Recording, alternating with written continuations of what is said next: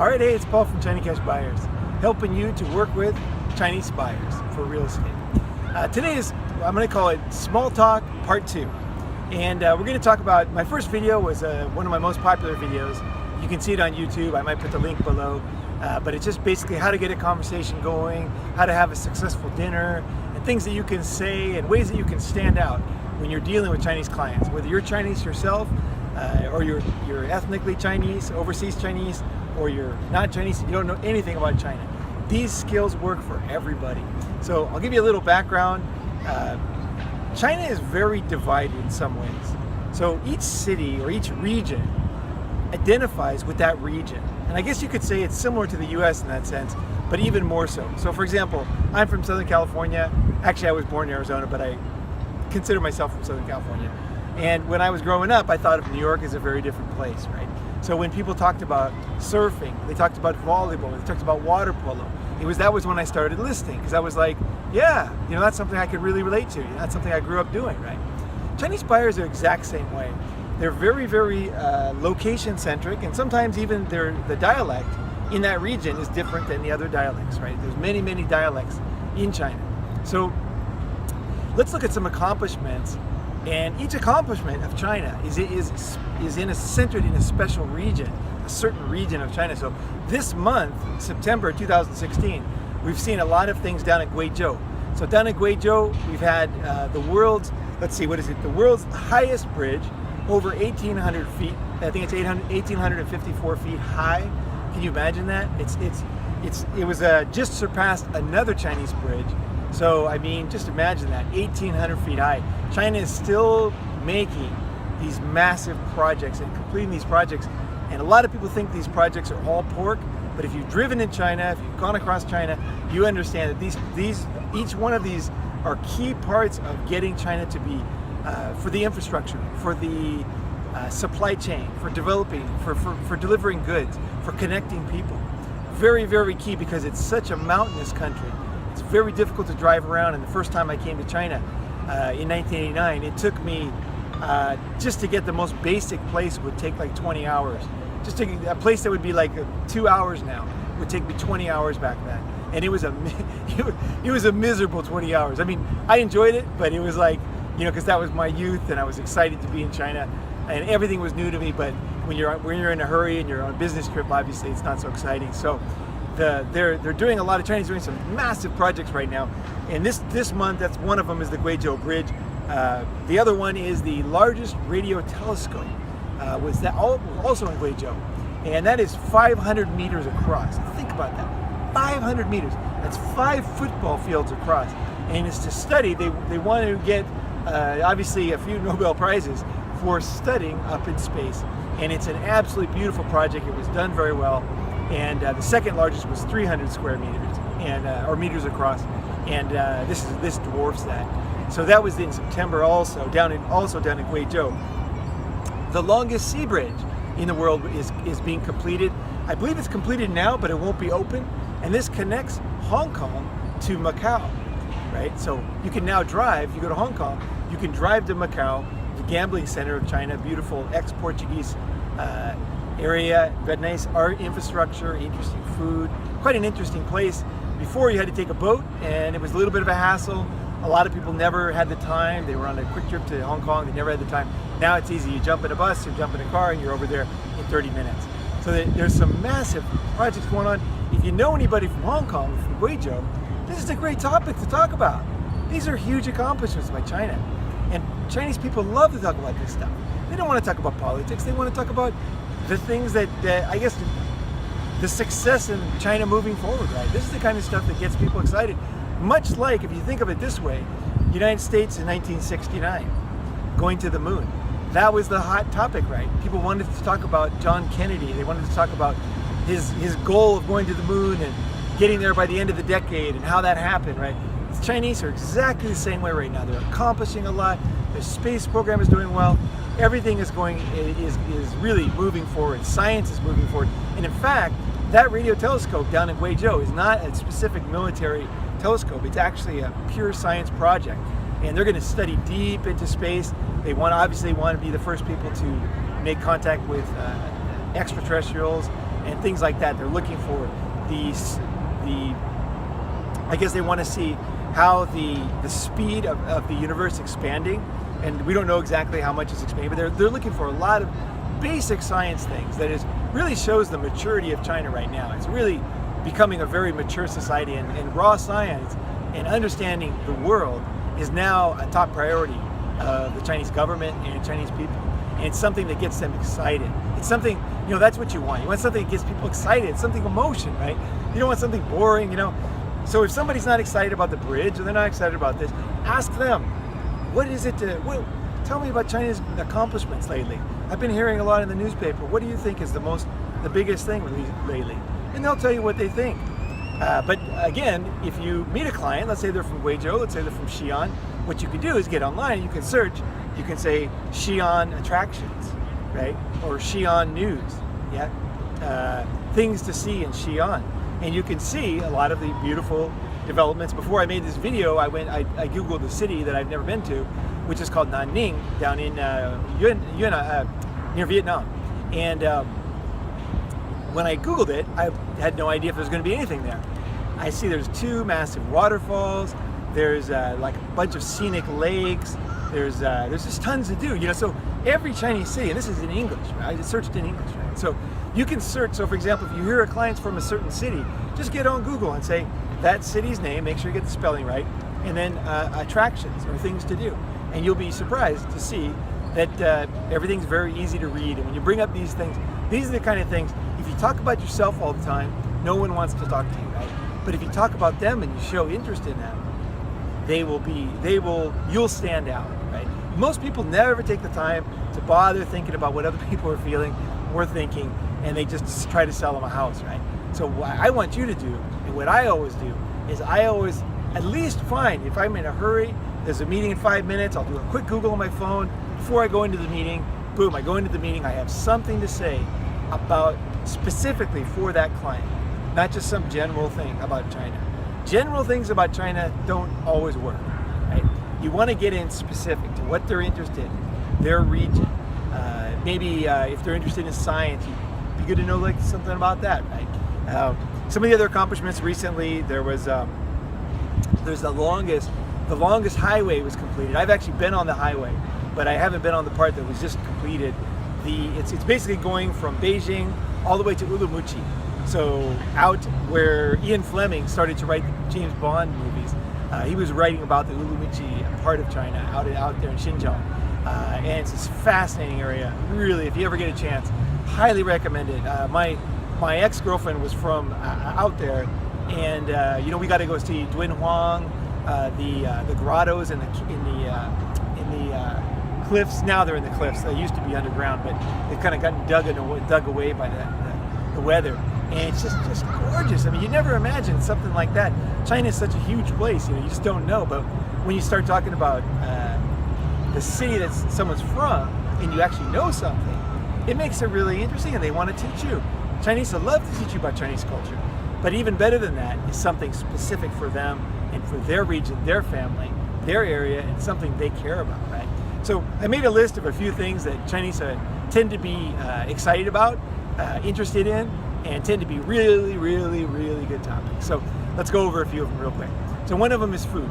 So Chinese food obviously has a very old tradition, and there's all kinds of food all across China. You might think you know Chinese food because you've been to a few restaurants, you've been to Hong Kong or whatever, but you've been to a nice restaurant in New York. But trust me on this one, there are lots of varieties you've never had, and it's very interesting to learn about them, and also interesting to go taste them, right? Which is, for me, I love it. So Chinese food is very rich.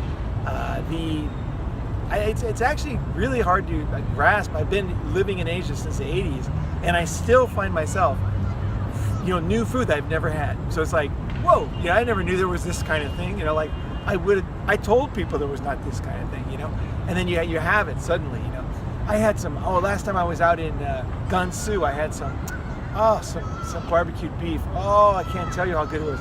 It was the best beef I've ever had in my life. I'm sure it was free range, but and it was I had this really nice sauce. It wasn't too salty, it wasn't too spicy. It was just So I sat there all night and just ate. I didn't order anything else, So anything like noodles or varieties of noodles, or every area in China tends to have their own variety of noodles. So if you need a backup question, you can say, what's the kind of noodles in your area? In Nanning, what kind of noodles do they eat, And you'd be surprised. They'll say, oh, there's this type of noodles, and we specialize in this type of noodles, right? Gets a conversation going. Obviously, Chinese culture is always a good topic, and Chinese love to talk about Chinese culture, especially when they move. They're new. They don't know much about the United States. We all want to feel like we know something. We have something to give to the world, right? And when you move to a new country, you spend all this time listening. America's like this, America's like that. Okay, UK is like this, Australia, we do this, and you hear this all the time. And as an immigrant, you kind of, I can tell you from my own personal experience, you kind of want to talk about a little bit about where you're from, because it's like you just spend all this time listening all the time, right? So don't be one of these people just lecturing them on the area. Sure, they want to know. They want to know. Of course, they want to know. They want to learn all about the United States. They want to learn all about France or wherever they're moving, Australia. But they also want to talk about where they're from. And if you give them that avenue, and if you actually show interest.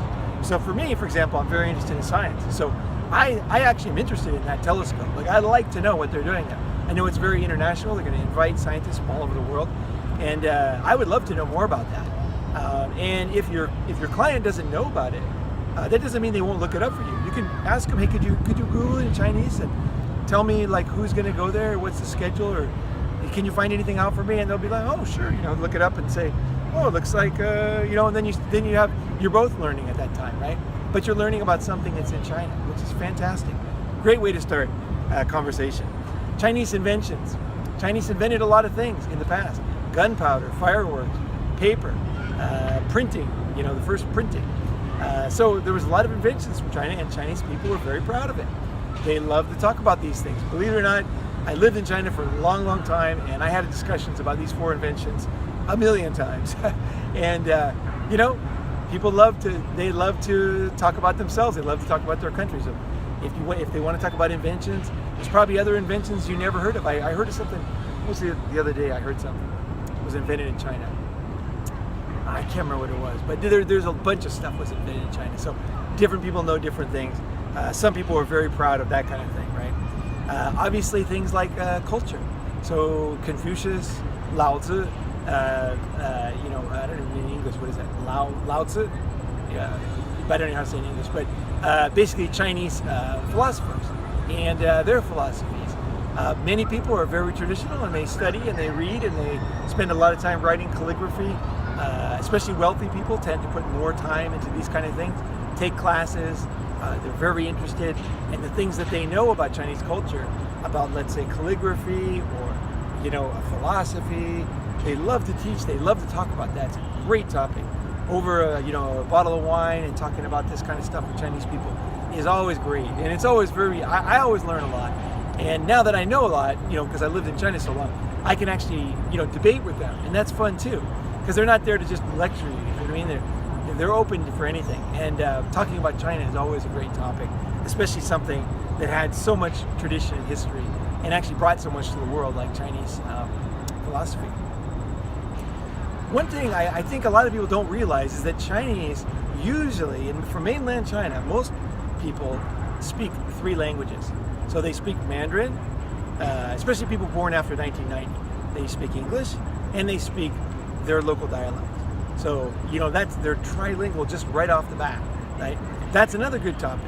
Learning about their, what they think about languages, what they think about the dialect that they're from, and how they think about, for example, normal things like their children, right? Do they want, like I know it's a big deal with Shanghainese people, is like when you have a child born overseas, then do you teach them Shanghainese, or do you teach them Mandarin, or do you teach them both? How do you teach your children? What's the language? And if there's anything you can do to help them, maybe about a local school, or maybe just knowing what they need, you might meet another person you can introduce, right? That's a great topic. Children, languages, losing languages when they're overseas is serious stuff, right? It's very serious stuff. People really don't want their children not to know Shanghainese. Shanghai has a very strong culture, and Shanghai people want their children to speak Shanghainese. That's guaranteed. Chinese family, another great topic. I mentioned this in my first video, but Chinese family, talking about the family, talking about obviously the one-child policy is in effect, so it's kind of not in effect now, but it's not exactly not in effect. It's kind of complicated, but for all intents and purposes, most people have one child, and so it's not so much about their brothers and sisters, but it's about their cousins and how a Chinese family, how they think about family, right? How they visit. It's very different. It's very different. They visit each other on a moment's notice. You know, it's like, hey, I'm just coming over. It's like, oh, there he is. Okay, come on in. You know, it's much more casual than Westerners, where when a relative comes to visit, it's a really organized thing. Like, what day are you coming? How long are you going to be here? Chinese, I know my Chinese girlfriend, her parents would just come over, and I was told like a day in advance, and they would stay for like 5 weeks at our house, which I actually like because her mom was a fantastic cook, and her dad, I loved her dad. So, you know, it was interesting for me to have them around, and I got some fantastic breakfast all the time when they were there. But 5 weeks is a long time, right? So they think about family differently. The traditional Chinese family thinks differently, and that's a very good topic, and it's always interesting for them because everybody thinks they're normal in this world, right? So they think probably you're like them and you think they're like you, but actually you're not, and that's an interesting to find out that difference, right? So family's a great topic. Obviously, another thing that I think Chinese are very proud of is the architecture, Chinese architecture, how much it has spread around the world. So if you look at all the Asian countries, a lot of the blueprint for a lot of the temples and the basic designs and colors, you can trace it back to Chinese roots. And that's something that Chinese are very proud of, and something that they're quite knowledgeable about usually, and can point out certain things like on a temple or a dragon, or what part is Chinese of this, and why they can tell it's Chinese. That's really interesting, actually. You see a temple, like for example, you're walking along, see a temple, and you say, is that a Chinese temple? And they'll say, yes, this is a Chinese temple. And then they'll go and proceed to tell you exactly where and why, and it's like, whoa, how'd you know that? Well, I could tell just looking at the temple. That's interesting, right? And that's also interesting for you. Next time you have a client, you'll know something, right? You'll have something to talk about. So we'll go through a couple more here. Chinese are very proud of being tough, persisting. You know, like life was very hard for Chinese historically, and it has been recently, you know. So modern history has been tough on Chinese. Old history has been tough on Chinese. There was a lot of things that happened, a lot of wars, a lot of famines, a lot of situations. And the Chinese diaspora has gone all over the world with basically, until recently, very, impoverished, didn't have a lot of money, but they survived. They survived, and they saved money, and they worked hard. So if you think of the kind of feeling that the average mainland Chinese person would have, is maybe something like your grandfather had, or your great-grandfather who lived through the Depression. And if you knew about him, he was very proud about how they stuck with it, how they held on through the hard times. And talking about the Depression was also an interesting topic for them, because it's like, how did we do it, like compared to today, right? So of course, determination, grit, personal success, saving money, being thrifty, being smart. These are things everybody's proud of, right? I made it through that hard time, right? What are all the books and movies about, right? The hero he's at the bottom, Cinderella, he's down there, and then he works his way up, and he ends up being a success. And that's and there's the hero's journey, right? So the hero's journey for China is always a good topic, and that requires a lot of determination, and the Chinese people have no shortage of that. And they like you to know that, because now you see a lot of wealthy Chinese, and you may not see it. You might see people you think, even kids you think are really spoiled and they don't have this. Trust me, just below the surface, those kids and those families, they have that. They were raised with that. Even though you don't see it, and they'll never let you know. They'll never let you know for some reason. That's a funny thing. It's really funny, but it is true, and it's a great topic too. Once you get to know someone really well, and you start to talk about hard times in China, the stories you hear are going to make you cry. So resilient, never giving up, parents sacrifice, these kind of topics, great topics. I hope this has been useful for you, and I hope that this helps you to feel more comfortable, that you can talk to anybody. And even if you're not working with Chinese, if you're working with, say, an Indian person, or you're working with somebody from Singapore, you're working with somebody from Indonesia, do a quick search on their city, do a quick search on where they're from, and have something to say. Say, I heard last year that Indonesia was doing a bid on the next Olympics, and they'll say, yeah, we are, but we need this, and then it's like, you care. You're the one person who took the time. You don't just see them as like another person or an Asian person. This is not the way to make clients. It's not the way to make friends. So always get in their person, find out where they're at, find out what they care about, and learn something. And what's the great thing about all this is that you benefit as much or more than the client does, because every single interaction you come away from it richer person, better knowledge of history, better knowledge of people, and a better ability to communicate with people. So there you go. Hope that's useful.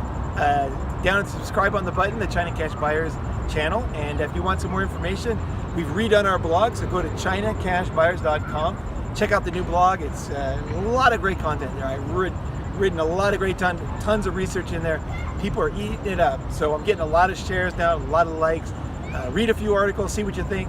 If you're interested in more, look into our course, which teaches you all you need to know to work with Chinese investors and sell a lot of real estate in your area. So thanks for watching.